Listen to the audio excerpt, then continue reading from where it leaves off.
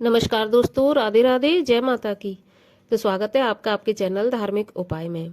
तो इस वीडियो में हम सुनेंगे माघ मास के कृष्ण पक्ष की गणेश चतुर्थी यानी कि संकटा गणेश चतुर्थी सकट चौथ की व्रत कथा।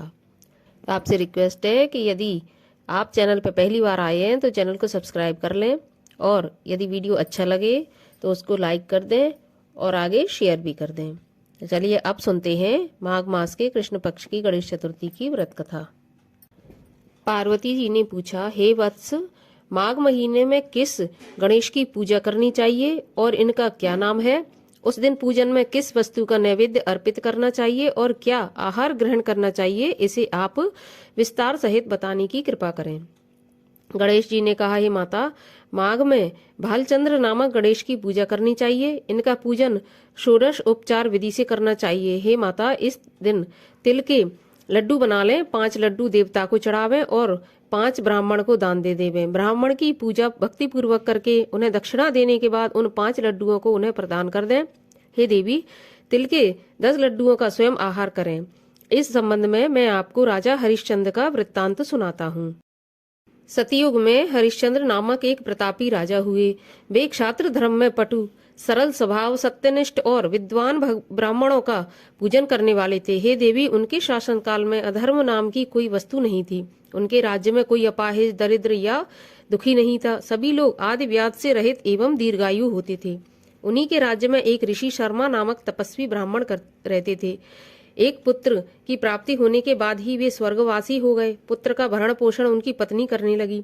वह विधवा ब्राह्मणी भिक्षा के द्वारा अपने पुत्र का पालन पोषण करती। उस ब्राह्मणी ने माघ मास की संकटा चतुर्थी का व्रत किया। वह पतिव्रता ब्राह्मणी गोबर से गणेश जी की प्रतिमा बनाकर सदैव पूजन किया करती थी। हे पार्वती, भिक्षा के द्वारा ही उसने पूर्वोक्त रीति से तिल के 10 लड्डू बनाए। इसी बीच उसका पुत्र गणेश जी की मूर्ति अपने गले में बांधकर स्वेच्छा से खेलने के लिए बाहर चला गया। तब एक नरपिशाच कुम्हार ने उस बालक को जबरन पकड़कर अपने अवा में छोड़कर मिट्टी के बर्तनों को पकाने के लिए उसमें आग लगा दी। इधर उसकी माता अपने बच्चे को ढूंढने लगी। उसे न पाकर वह बड़ी व्याकुल हुई। वह ब्राह्मणी विलाप करते हुए गणेश जी से प्रार्थना करने लगी कि हे गणेश जी, हे विशाल शरीर वाले, हे सूर्य नारायण की लाली के सदृश कांति वाले, हे सुंदर जटा समूह को धारण करने वाले, आप इस दुखनी की रक्षा कीजिए। हे गजानन, हे 4 भुजाधारी, हे मस्तक में चंद्रमा को धारण करने वाले विनायक, हे अनाथों के नाथ, हे वरदायक, मैं पुत्र वियोग से व्यथित हूँ, आप मेरी रक्षा कीजिए।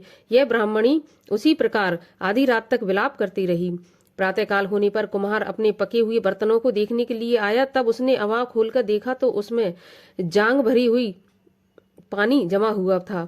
और इससे भी अधिक आश्चर्य उसे तब हुआ जब उसमें बैठे एक बालक को खेलते हुए देखा। ऐसी अद्भुत घटना देखकर वह भयवश कांपने लगा और इस बात की सूचना उसने राज दरबार में दी। उसने राज्यसभा में अपने कुकृत्य का वर्णन किया। कुम्हार ने कहा, महाबाहु, हे प्रज्वलित अग्नि के समान तेजवान, हे महाराज हरिश्चंद्र, मैं अपने दुष्कर्म के लिए वध के योग्य हूँ।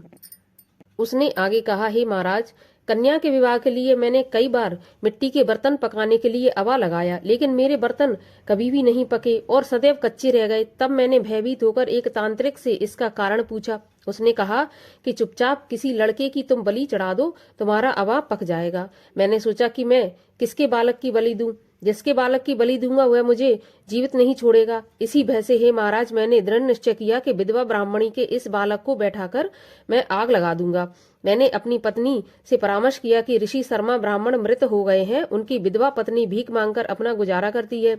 वह लड़के को लेकर क्या करेगी? मैं यदि उसके पुत्र की बलि दे दूंगा तो मेरे बर्तन पक जाएंगे। मैं इस जघन्य कर्म को करके रात में निश्चित होकर सो गया।